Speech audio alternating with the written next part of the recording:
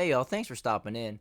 Revealed, the U.S. cities Biden is flying hundreds of thousands of migrants in controversial program that sparked national security fears. Basically, Biden administration has been caught or admitted to flying illegals directly into the country, not just crossing the southern border, literally putting them on planes from their country of origin and sending them into the United States, dispersed, I say randomly, strategically placing them in cities across the country, right? And now we're actually going to reveal those cities and some of the numbers. But the vast majority of migrant flights President Joe Biden's White House is transporting directly from foreign countries to U.S. airports to bypass the southern border are landing in Florida. The new analysis from the Center of Immigration Studies reveals that 326,000 migrants from Cuba, Haiti, Nicaragua, and Venezuela arrived in Florida, Governor Ron DeSantis' state, since the program started in January of 2023. Lawyers for Biden's immigration agencies refused to disclose through a FOIA request data on which airports were receiving the undocumented migrants, claiming it would compromise safety and create national security vulnerabilities. You mean people would try to prevent, maybe boycott these airports, demand Border Patrol and federal agents be at these airports to turn these people back around and get them sent where they came from rather than to usher them into the country?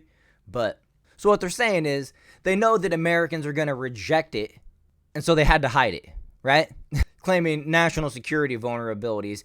Yeah, well, the rest of us are claiming national security vulnerabilities for the fact that you guys are letting all these people in, not only letting them in, but bringing them in, right? We don't know who they are. You're not telling us. While the latest analysis reveals the 8 cities with the highest number of arrivals, Customs and Border Protection, CBP, revealed last month that the flights landed in at least 43 different American airports from January through December of 2023.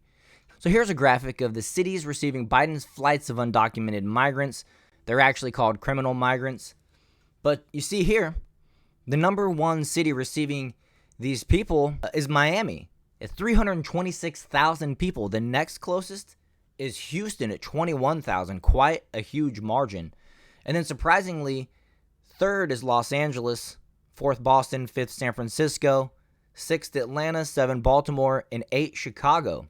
And I'm curious why they picked these cities.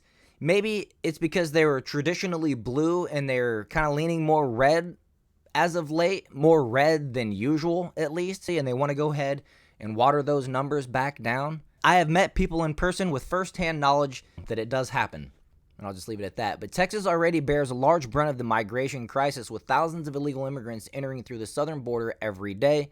But the Lone Star State is also receiving the second highest number of migrants through Biden's flight program.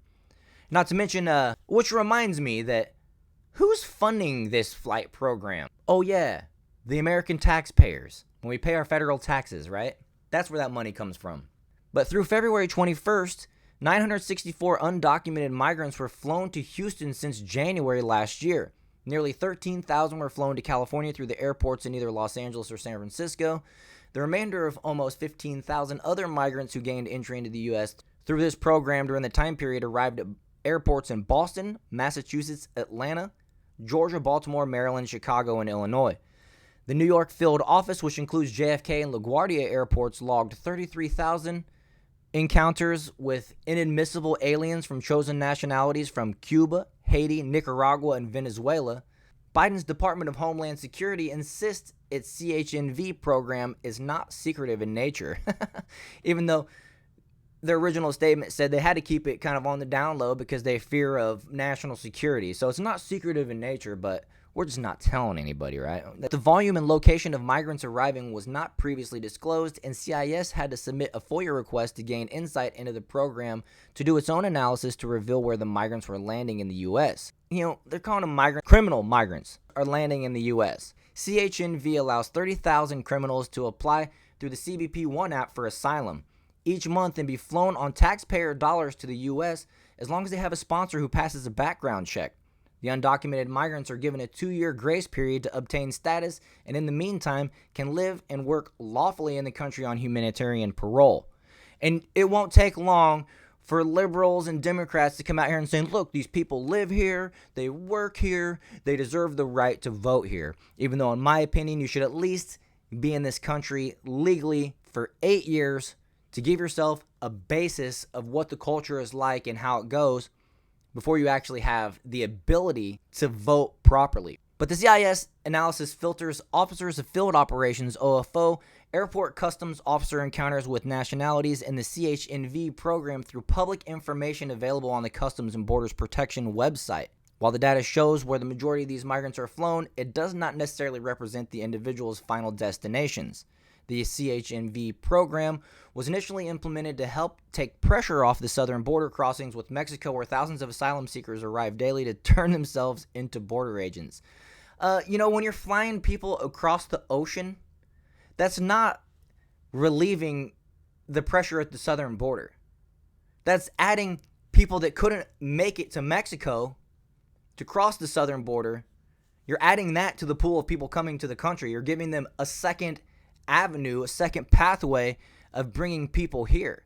You're not fooling anybody with that statement. They're trying to bring people in as many ways as possible, and they don't care how much it costs, and they don't care who's paying for it because they think that our tax dollars are theirs. They think they can just spend it however they want, these leaders up in Washington.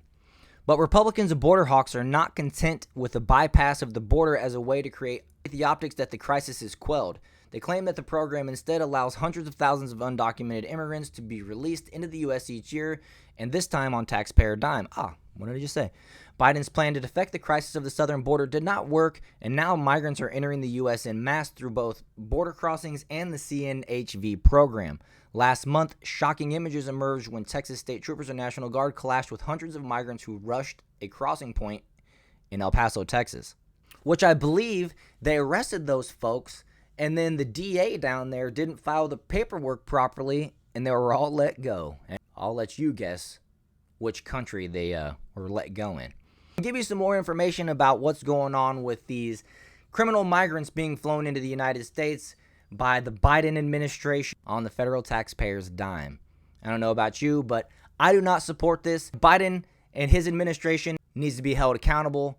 And frankly, I feel like any of the individuals, the police officers, these people that are flying the planes, any of this stuff, y'all should be accountable too. And I hope you will be held accountable once Trump wins this election for facilitating the illegal invasion into America and contributing to the criminal Democrat enterprise in Washington, D.C. I hope you guys enjoyed this video. If you did, hit that like button and subscribe to the channel, and I'll see you guys in the next one.